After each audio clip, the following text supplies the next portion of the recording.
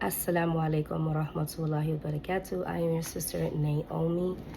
Thank you for listening in on today's talk. We're going to continue this discussion that apparently has upset some people, and I just want to clarify. I never said that we should not care about what's going on with the Ummah. This is reminding me of when, the Black Lives Matter movement was going on, and there was an attempt to bring awareness as to what the African American community, especially Black men, were enduring when it comes to brutality and being racially profiled. And then people were like, yeah, but all lives matter. Yeah, but what about over here? Yeah, but that's how some of y'all are sounding right now. You're sounding like if this is not the most important thing in your lives, then you are just a horrible person and it's not important to you at all. That's not what I'm saying. What I'm saying is that, number one, the ones that we need to be taking information from and guidance, and the ones that that need to be leading and heading what I'm calling the American Muslim identity needs to be the African American community. I don't know why it's upsetting. I don't know why it's upsetting people. I don't understand. It's okay if I say these organizations. It's okay if I say these other groups. It's all right because that's what's been going on thus far. So I've been a Muslim for almost 15 years. And every single time that I go to any event, ever since I've been a Muslim, alhamdulillah, yes, there are world things we have to be concerned. Yes, absolutely. You see masjids being built. You see there's a lot of good. There's a lot. I'm not dissing or coming down on the Ummah as an entire body. I'm talking about identities, and then I'm trying to highlight and I'm trying to remind us that there's an entire other community that nobody really cares about. The only time that people really care about the African American community is right now during Black History Month. And then you know what you're going to hear most testimonies and you're going to hear talks is going to be somebody who was in jail and converted to Islam, somebody who was, a gangbanger, someone. You're not going to hear a lot from born African American Muslims to second, third generation. You're not going to hear from just your regular African American community member that has never been to jail, that has never done drugs, that are good parents, that are contributors to their community. You're not gonna see that highlighted a lot outside of the Black community. And that's what I'm saying, that community needs to not be ignored, and also needs to be put into its proper position, which is in the front when it comes to American Muslims. Okay, American Muslims, if you want to talk on behalf of your tribe, if you want to talk in behalf of your ethnicity or your culture, fine, that's perfect. For example, and I used this before, if I, as a Puerto Rican, if I'm saying I do not agree with something that's going on in Puerto Rico, we are a commonwealth. We cannot vote for the president, but the president kind of, runs, tells us what to do. We're underneath that authority. So if I come together and I band with a group, I'm not going to say, Muslims should, Muslims now are concerned about. No, this is a Puerto Rican issue. It's not a religious issue. And so, like I said in my previous video, we're not a monolith. We're not just one huge boulder that just goes in one direction and can just do one thing and can only focus on doing one thing at a time. We are multiple tribes, and Allah subhanahu wa ta'ala created us in multiple tribes to get to know each other. And I think that some of us in the United States of America, some of these tribes that are coming in, our brothers and sisters, and I say this with love, first generation, second generation, first getting here, I don't think they care to know what's going on. They don't care to, It's like, and forgive me if I say this all messed up, okay? Forgive me if I say this all messed up. But it's like when the Prophet sallallahu alaihi wasallam, when he went from one city to the next, right? And he gathered these groups of people who knew the deen. And he said, we're about to go into a foreign land, somewhere else. I'm going to partner you with an indigenous person. Why? Why? Why? The Prophet ﷺ didn't say, oh, you know how to pray, you know fiqh, you know the Arabic language, you have the Quran memorized, you don't need, you know what? Just come to these lands, come over here and just redirect them.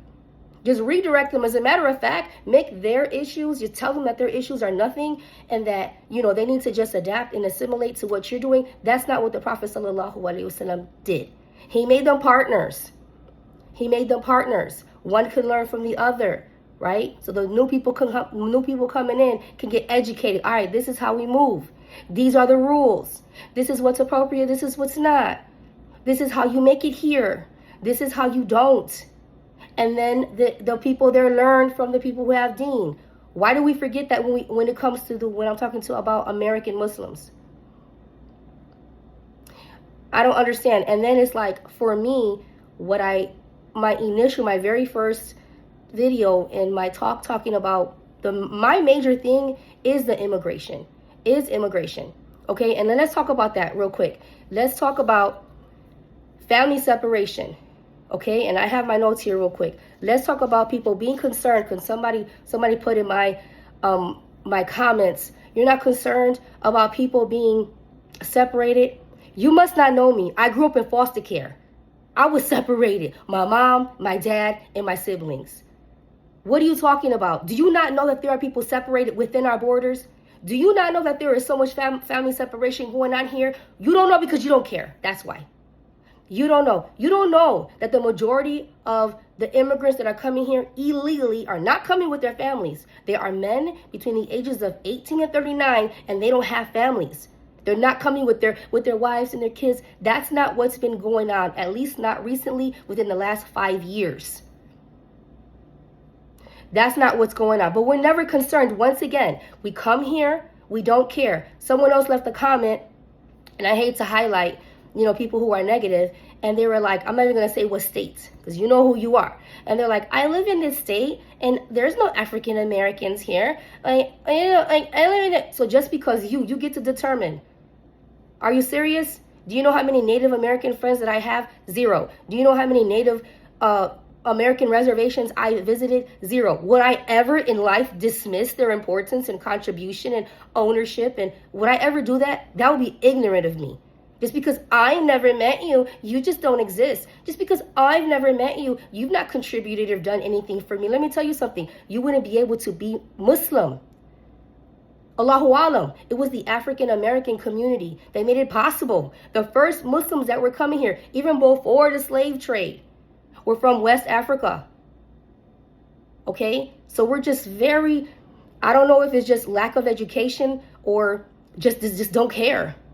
Just don't care. And so just to give some information, according to the U.S. Department of Health and Human Services, as of 2021, you know how many children are in foster care? Separating. Do you know how many? More than 500,000 children are in the foster care system.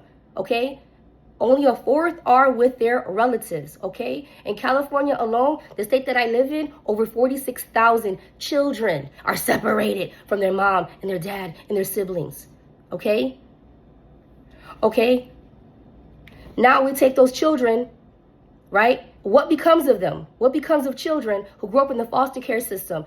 It's not your decision. You're a little kid. When I got put in the foster care system, I was 4 years old. It wasn't because I was bad. It wasn't because I was running away. Because my parents were in a messed up situation and they didn't make good decisions. Okay? They didn't make good decisions. So I came into a situation. I had no power. Okay? And so now we have a group of children who are in the foster care system, okay, which makes you more likely to go to prison, okay, be a single parent, okay, have all types of stability and issues, okay? They say that at least 70% of children that have spent time in foster care are arrested at least one time by the time that they are 26 years old, okay? If a child is moved more than 5 or more times, there is a 90% risk of being involved in a criminal legal system, okay? And I can tell you, I got taken away. I was placed in foster care since I was at 4 years old. I was placed in 7 different strangers' homes, okay? So I should be in prison right now, Okay, my father was in prison, separated from his family. So, and it's amazing when it comes to black and brown communities, it's like, be accountable. If you wanted to be with your family, you should have made the right decisions. But when these illegals come, illegally, okay, it's like, oh, we're doing, we have to, xenophobia. Oh, no, I'm thinking that, like, again, I'm seeing this as a litmus test. I think some of y'all are coming here on visas. Okay, they're expiring. You don't want to go back. Where else can you sell alcohol? Where else can you do gambling and do interest? What? Not in your country. You can't do it over there. See, all this, and I'm not against talking and protesting, but it's amazing. Like, we have all this, about what Americans need to do and things like that. Why don't you put that energy into where you come from? Why your family don't put themselves together and be like, all right, now we cool, we can go back? Why? I'm not saying you should. I'm just saying, because it's kind of like if you have a household, right?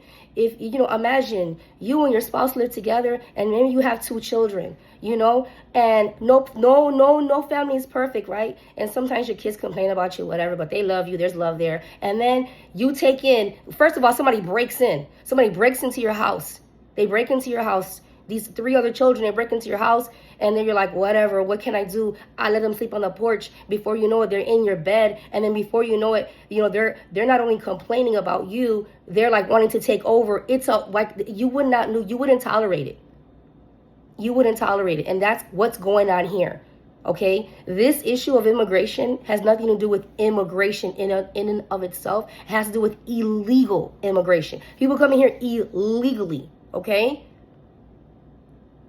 And when we talk about people being separated, okay, do you know that 50% of women that are in prison are mothers? And that's like a rough estimate, because there is no real data.